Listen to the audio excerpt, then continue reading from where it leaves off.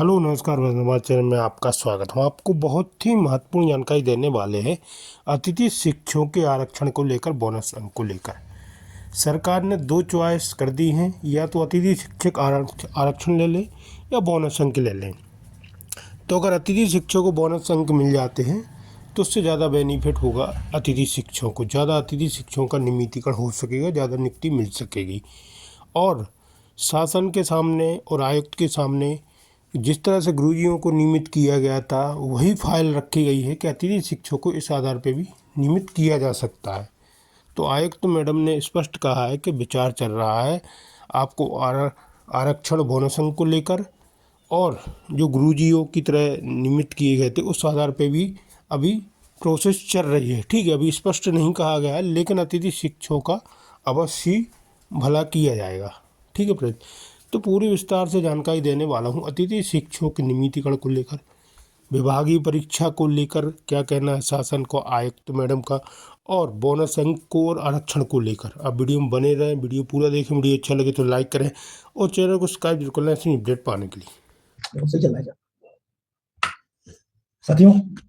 महापंचायत के आदेश एक एक करके जारी होना शुरू हुए और अन्य लोगों के पेट में दर्द होना भी शुरू हो गया है।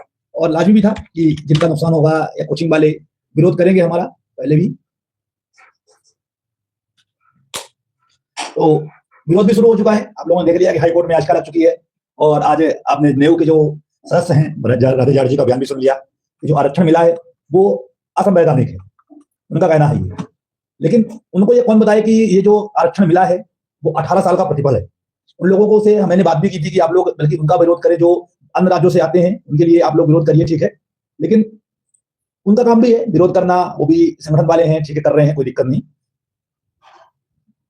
अन्य चीजें जो हैं आपको मैं स्पष्ट कर दूं पहले से कि जो महापंचायत में 5 से 7 घोटालाएं हुई थी, जैसे कि बोनस अंक, आरक्षण और 1 साल का अनुबंध, उसमें से केवल एक चीज मिला है और वो है आरक्षण और मानदेय बढ़ोतरी। लेकिन बोनस अंक जो मिलता है, अभी आपने आंगनबाड़ी का देख लिया, आज आंगनबाड़ी में एक बहुत अच्छी चीज कर दी गई है, या तो आप आरक्षण ले लीजिए या आप बोनस अंक ले लीजिए।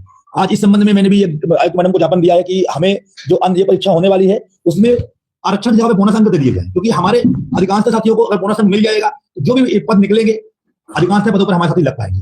आरक्षण का विरोध हो रहा है, ठीक है, कोई दिक्कत नहीं, आप उसे खत्म कर दो, उससे भी कोई दिक्कत नहीं है, आरक्षण से भी कोई दिक्कत नहीं है। लेकिन जिस प्रकार से आंगनबाड़ी किया गया है तो हमें चुनने का एक मौका दे दीजिए उसमें कि हमें आरक्षण मिल जाए या बोनस अंक मिल जाए। और शायद उनका जो जवाब था कोई स्पष्ट जवाब नहीं था। उन्होंने कहा ठीक है हम विचार कर रहे हैं, बात करेंगे माननीय मंत्री जी से, आगे आप लोगों को उस संबंध में हम अपनी ओर से फाइल बढ़ाएंगे।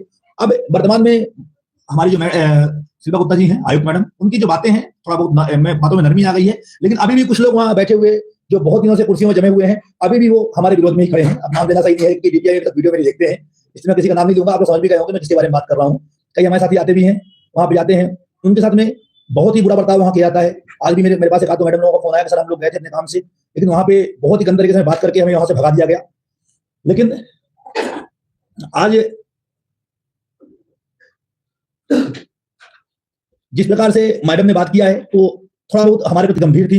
उन्होंने कहा कि हमने आपको आरक्षण दिलवाया है, हम प्रयास करेंगे कि आप लोगों के लिए जितना अच्छा कर सके करने का मंत्री जी ने आश्वासन दिया था और हम लोग कर भी रहे हैं। लेकिन आप लोग अच्छे जानते हैं इन अधिकारियों को और नेताओं को भी, इनकी बातें कब बदल जाएंगी तो इनका भरोसा नहीं होता। तो उम्मीद है कि विभागीय परीक्षा हमने विशेष तौर पर, मैं जो बात कर रहा हूँ लगातार, कि हमारे जो वरिष्ठ साथी हैं जिनकी उम्र निकल चुकी है, वो लोगों उन लोगों को कम से कम आप विभागीय परीक्षा का मौका दे दीजिए। और उनका जो ये कहना था कि विभागीय परीक्षा भी संभव नहीं है, उसके लिए नीति बनेगी, उसके लिए आप लोग मुख्यमंत्री जी से मिलिए, मुख्यमंत्री जी से आपको कन्विंस करिए। और वो चाहेंगे तो विभागीय परीक्षा की कोई बड़ी बात नहीं है। गुरुजियों का हुआ था, आप लोगों का भी होगा। हमने आज गुरुजियों का जो सुप्रीम कोर्ट का ऑर्डर हुआ था और जो भी सुप्रीम कोर्ट के अलावा जो डीपीआई का राजपत्र था, अभी बहुत सारे ग्रुपों में आए थे, वो सब चीजें ले जाकर उनको हमने दिखाई कि इस प्रकार से गुरुजियों को लाभ दिया गया था, तो हमें भी इस प्रकार का लाभ मिलना चाहिए। और एक फाइल बना करके हमने आयुक्त मैडम को सौंप दी है, या इस पर विचार कर लिया जाए तो वो अपने हिसाब से, अगर इस फाइल जो हमारी फाइल है गुरुजियों की, जिस तरह से विभागीय परीक्षा लेकर उन्हें उनका भविष्य सुरक्षित किया गया था, आज भी वो लड़ रहे हैं। आपको पता होगा कि गुरुजियों का केस आज भी सुप्रीम कोर्ट में चल रहा है। 2024 में कुछ लोगों का सुप्रीम कोर्ट के ऑर्डर से ही नियमितीकरण हुआ है, लोगों को संविदा शिक्षा की रखा गया था, गुरुजी रखा गया था। अभी भी लगभग 3600 गुरुजी हैं मध्य प्रदेश में जो आज भी गुरुजी के रूप में ही कार्य कर रहे हैं, वो संविदा शिक्षक भी नहीं बन पाए। तो उन लोगों लोग भी 2024 में सुप्रीम कोर्ट से ऑर्डर लेके आए हैं और उसी आदेश के साथ में उन लोगों को संविदा शिक्षक में नियुक्त किया गया है। मनोज जी, हम किसी पे विचार रखने या विचार करने से मतलब नहीं है, लेकिन उनका पक्ष था उन्हें लगता है कि ये गलत है, उन्होंने हमारा विरोध किया, हमने उनसे बात भी कर ली, उन्होंने अपनी बात रखी, हमने उनकी बात को लेकर के मीडिया में बयान भी दे दिया। मीडिया वालों ने पूछा भी था जार्जी के बारे में, जो जार्जी बयान दे रहे हैं कि जो आप लोगों को मिला है असंवैधानिक है, तो हमने उसको बयान दे भी दिया है कि जो हमें मिला है वो 18 साल की तपस्या त्याग का प्रतिफल है। और हमारे समझ से जो सरकार पहली बार हमारे लिए थोड़ा बहुत अच्छा सोच रही है, क्योंकि 2007 से लेकर के आज तक शिक्षा विभाग को हम लोगों ने अपना अमूल्य समय प्रदान किया है और उसी का प्रतिफल है कि हमें 50% का आरक्षण मिला है। अगर बोनस अंक मिल जाएगा तो इसका लाभ और अच्छा मिल जाएगा। जो साथी हमारे 5 साल तक काम कर चुके हैं उनको 20 अंक मिल जाएगा, जो 2 साल 3 साल वाले हैं उनको 15 जो भी अंक है। और इससे क्या लाभ होगा कि अन्य पदों पर भी, जहां पे अगर नंबर आपके कम आते हैं तो बोनस अंक के माध्यम से अन्य पदों पर भी आप लोगों की नियुक्ति हो पाएगा। और आरक्षण जो है वो आपको 50% में सीमित कर रही है, लेकिन अभी हमने किसी चीज का, अगर किसी को लगता है विरोध कर रहे हैं तो हम लोग विरोध नहीं कर रहे। हमारा कहना यह है कि आखिर बोनस अंक देने में आपको क्या दिक्कत है भाई? जब आपने आंगनबाड़ी को बोनस अंक दिया, आपने उनको आरक्षण भी दिया, तो हम लोगों को बोनस अंक देने में क्या दिक्कत है? और रही बात अन्य लोगों के विरोध करने वालों की, तो विरोध तो हमेशा हुए हैं और हाई कोर्ट में भी केस लग गया है, तो हम भी उसके लिए हम जल्दी जो हमारे वकील साहब है हाई कोर्ट के, उनसे मैंने बात कर ली है कि अगर उस पर कुछ ज्यादा होता है तो आप जरूर खड़े होइए, हमारे संगठन की ओर से खड़े होइए और हम परिहार जी से बात करेंगे इस संबंध में। और परिहार जी से बात करने के बाद उनको संगठन की ओर से एथराइज एडवोकेट नियुक्त करवाने का प्रयास करेंगे कि जो भी हमारे खिलाफ में याचिकाएं लगती हैं किसी के द्वारा, तो उस पर हमारी ओर से, सरकार तो करेगी पैरवी, हमारी ओर से भी पैरवी करवाई जाएगी।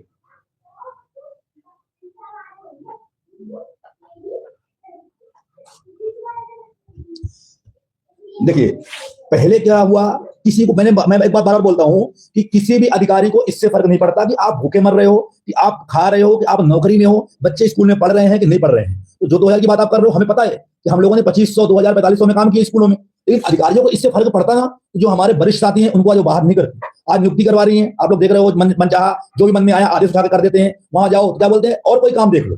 अरे हम तुम्हारे कहने पर थोड़ी ना काम देखेंगे, हमें मालूम है और हमें पता था कि क्या होना है, फिर भी हम इस रास्ते पे आए। आज हम टीचर हैं और हम जाकर के कहीं पर ठेला लगाएंगे तो क्या अच्छा रहेगा? तो प्रजापति जी आप बिल्कुल जो सही बोल रहे हो कि 2000 रुपए जब हम लोगों ने उस पर काम किया तो लोगों को वो नहीं दिखा कि 2000 रुपए में 50 किलोमीटर, 60 किलोमीटर, 100 किलोमीटर दूर तक स्कूल में जाकर के हमने कार्य किया। और आज जब हमारे लिए सरकार थोड़ा बहुत अच्छा कर रही है तो लोगों को पेट में दर्द होना शुरू हो गया है। तो समझिए आरक्षण से कितनी समस्याएं आ रही हैं। बोनस अंक अगर मिलता है, विभागीय परीक्षा की बात होती है तो कितनी समस्याएं उत्पन्न होने वाली है। एक बात और बता दूं आप लोगों से, 40%, 50% को लेकर के लोग बहुत ज्यादा आतुर हो रहे हैं कोर्ट केस के लिए। मेरे पास भी बहुत सारे लोगों के फोन आ रहे हैं। तो एक बात जरूर ध्यान रखिए, 40%, 50% में वही लोग केस लगाएं जिनको ये लगता है कि हम चयन परीक्षा उत्तीर्ण कर सकते हैं। नहीं तो फालतू में 2000-3000 रुपए बर्बाद करने से कोई मतलब नहीं होगा। तो आप लोग जो भरसक प्रयास कर रहे हैं, तैयारी कर रहे हैं, वही लोग उन केसों में जुड़े। अन्यथा आप अपने भविष्य को सुरक्षित करवाने के लिए सुप्रीम कोर्ट की याचिका में ही आप लोग ध्यान दें। और सुप्रीम जिस प्रकार से गुरुजियों के लिए सुप्रीम कोर्ट ने ऑर्डर किया है उसका वीडियो में बना के आप लोगों को डाल दूंगा, तो आप लोगों को उसमें देख लीजिएगा कि किस प्रकार से गुरुजियों के लिए सुप्रीम कोर्ट ने ऑर्डर किया था। आरक्षण किस प्रकार से मिलेगा? आरक्षण जैसे मिलना चाहिए, जिसका 3 सत्र कंप्लीट है 200 दिन कंप्लीट होगा, 200 दिन और 3 सत्र, उसको आरक्षण मिलेगा। अन्य को कैसे, अन्य को नहीं मिल सकता। अनुबंध के लिए उन्होंने अभी साफ मना कर दिया कि वित्त विभाग ने इसकी अनुमति हमें नहीं दी है कि 1 साल का अनुबंध हम आपका कर पाए। ये जरूर उन्होंने कहा है कि अगले वर्ष जो नियुक्तियां आपकी होंगी वो हम प्रयास में रहे कि 1 जुलाई से ही आप लोगों की नियुक्तियां स्कूल में कर दिया जाए और 10 अप्रैल तक आप लोग निरंतर कार्य करते रहे। अभी हो सकता है कि अगले वर्ष आप लोगों को 1 साल का तो नहीं पर 10 महीने का अनुबंध स्कूलों के लिए मिल जाए।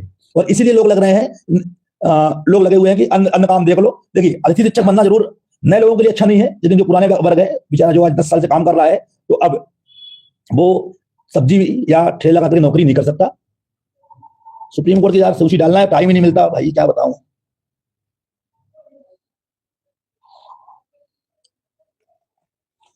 तो आप लोगों ने समझा कि अभी आयुक्त मैडम बोनस अंक, विभागीय परीक्षा और अनुबंध के लिए तैयार नहीं है। आगामी समय में उनका कहना है कि जब हमें सरकार की ओर से इस प्रकार सरकार की ओर से अगर हमें अनुमति मिलेगा तो जरूर उस पर विचार करेंगे। क्योंकि अनुबंध के लिए तो ठीक है, अनुबंध होने के लिए वित्त विभाग का मानना बहुत जरूरी है। वित्त विभाग जब उसे मान्य करेगी, और वित्त विभाग किसके अंडर में है?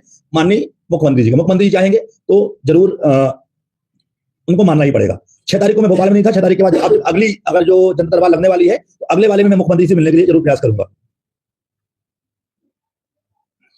ज्वाइनिंग की लास्ट डेट कोई नहीं है, जब तक ज्वाइन करवाते रहो, जब तक चल रहा है पोर्टल ज्वाइन करते रहिए। 10 तारीख का लास्ट डेट, 10 तारीख के बाद से उन्होंने यह कह दिया कि अभी समस्याएं निरंतर बनी हुई है, जब तक हमें समय मिलेगा तो हम ज्वाइनिंग करवाने का प्रयास करें। मतलब ज्वाइनिंग चलती रहेगी, कोई लास्ट डेट नहीं है। मिनिमम 30 दिन है, 30 दिन क्यों यार, हटवाने की बात मत करो, ये सब चीजें संभव नहीं है। एक बार जो चीजें हो गई तो हो गई, जिसको प्रॉब्लम है वो मेहनत करे और हटवाए।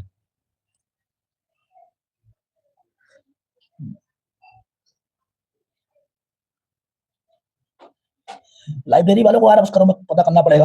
हाँ एक बात और, अनुभव प्रमाण पत्र के लिए लोग बहुत परेशान हैं, तो ये जरूर ध्यान दीजिए, अनुभव प्रमाण पत्र से अभी कोई मतलब नहीं है। जो अतिथि शिक्षक के रूप में कार्य किए हुए हैं, जिनके 200 दिन और 3 सत्र कंप्लीट हो चुके हैं 1 जनवरी 2024 की स्थिति में, 1 जनवरी 2025 की स्थिति में, जिसके 3 सत्र और 200 दिन कंप्लीट है, उनको अनुभव नहीं लगाना है। जब फॉर्म भराएगा उसमें केवल अतिथि टिक करना है। जब फॉर्म भरेंगे तो आपसे सवाल करेगा पोर्टल कि आप अतिथि शिक्षक के रूप में अतिथि शिक्षक है या नहीं है, और जो है वो एस टिक करेंगे, जो नहीं है वो नो टिक कर देंगे। जैसे जो नो टिक कर देंगे तो वो अतिथि से बाहर हो जाएंगे, और जिनका कंप्लीट है वो अतिथि में लग जाएंगे। लेकिन ध्यान रखें, अभी अनुभव प्रमाण पत्र के पीछे कोई परेशान मत होइए। अनुभव प्रमाण पत्र बनेंगे और अनुभव प्रमाण पत्र आपको तब लगेंगे जब आपको नियुक्तियां मिलेंगी, जब आपके डॉक्यूमेंट, जब आप परीक्षा उत्तीर्ण कर लेंगे और आपको जब फॉर्म भरना हो उसके लिए बुलाया जाएगा वेरिफिकेशन के लिए, वहां पे आपको आवश्यकता पड़ेगी अनुभव की। इसलिए अनुभव का आप लोग बिल्कुल भी के लिए परेशान ना हो कि अनुभव नहीं बन पा रहे हैं। एक बार कल सैटरडे है, संडे है, छुट्टी के बाद मैं परसों एक बार पुणे प्रयास में हूं कि माननीय शिक्षा मंत्री जी भोपाल में रहेंगे, उनसे मिल करके 10% अर्हता अंकों में छूट की बात करूंगा। अगर वो मानते हैं तो ठीक है, नहीं तो कोर्ट केस तो वही। सपना मैडम देखिए, परीक्षा में बैठना मुद्दा नहीं है, परीक्षा में तो बैठ जाओगे, मुद्दा है कि हमारी तैयारी कितनी है। हम पैसा बर्बाद कर दें, मानसिक रूप से प्रताड़ित भी हो, क्योंकि क्या है कि वर्ग 1 का रिजल्ट अभी तक आया नहीं है, वर्ग 1 का रिजल्ट होल्ड करके रखा हुआ है, तो इसमें भी गारंटी नहीं कि हो जाए। सिंगल बेंच तो हारे हुए हैं, सिंगल बेंच तो होना नहीं है, डबल बेंच से ही इसमें निर्णय होने हैं, और जो इसका ऑर्डर है वो कोर्ट के अधीन ही रहेगा।